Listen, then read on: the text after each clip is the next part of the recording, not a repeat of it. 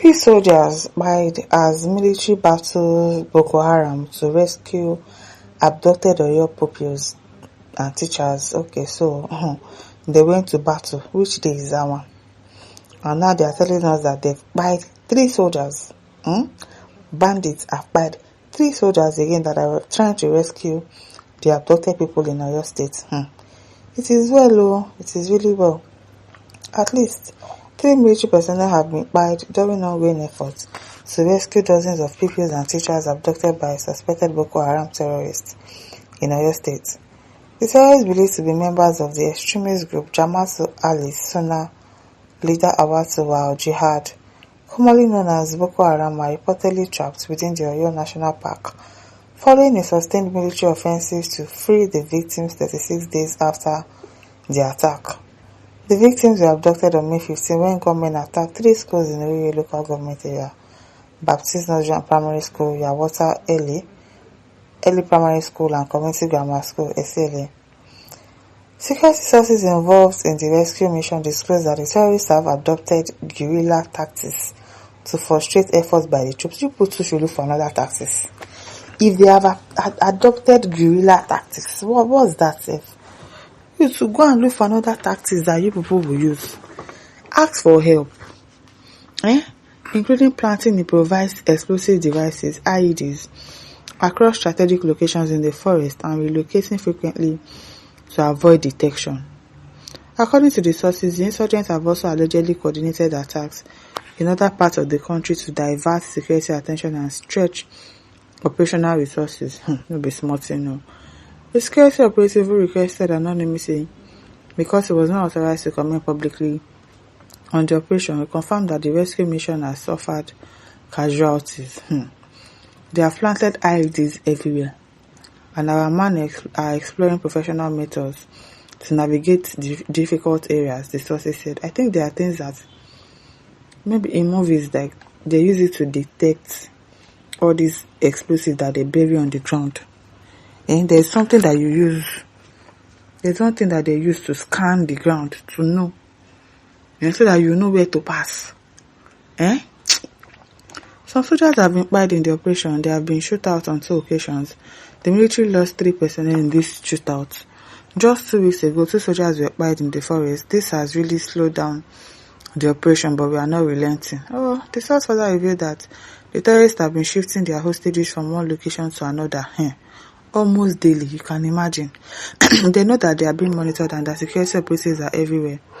So they move from one place to another, but they can't leave the forest. They have been surrounded, the source added.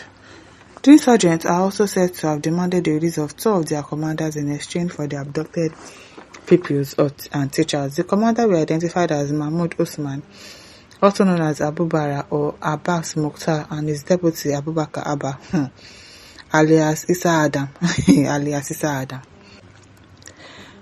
or Mahmoud al-Nigeri, popularly called Malam Mahmouda. However, government authorities have reportedly rejected negotiations with the terrorists, insisting that efforts remain focused on securing the safe rescue of the victims. The operation suffered an early setback when one of the abducted teachers, Michael Oyedekun, was reportedly killed by the terrorists a day after the abduction, allegedly to discourage advancing security forces. Earlier this week, Oyo State Governor Seyi Makinde confirmed that military personnel had lost their lives during the rescue efforts. Addressing protesters in the state, the governor said, "We have lost men, even soldiers and officers. I can confirm to you that a lieutenant in the Nigerian Army was killed 2 days ago. Despite the challenges posed by the difficult terrain and the insurgent tactics, security operatives maintain that all escape routes from the forest have been sealed, raising hopes that the abducted pupils and teachers may eventually be rescued." It is well, God will help people and really rescue these people, because it is well. Guess F1DC says, God come and intervene in this situation, please.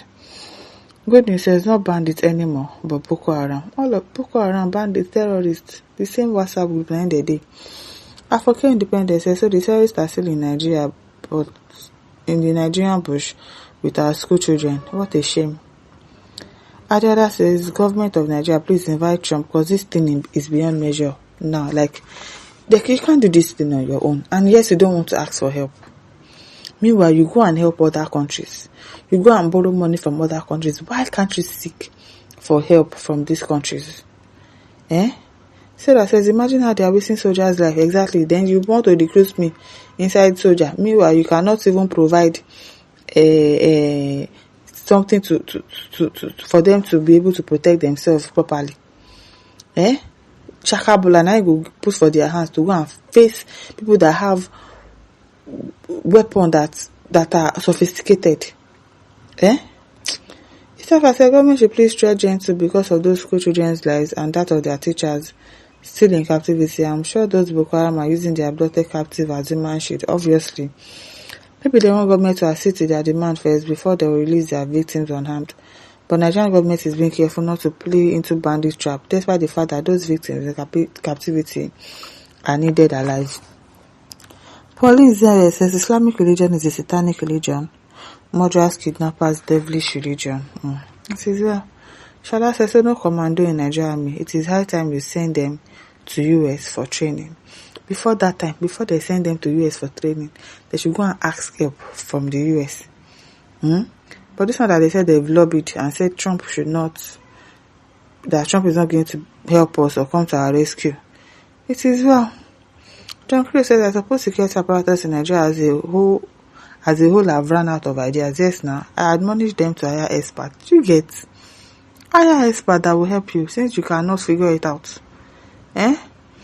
What is with you? It is well. Okay, Chico says the government allowed the terrorists to strategize by wasting weeks before deciding to rescue the victims.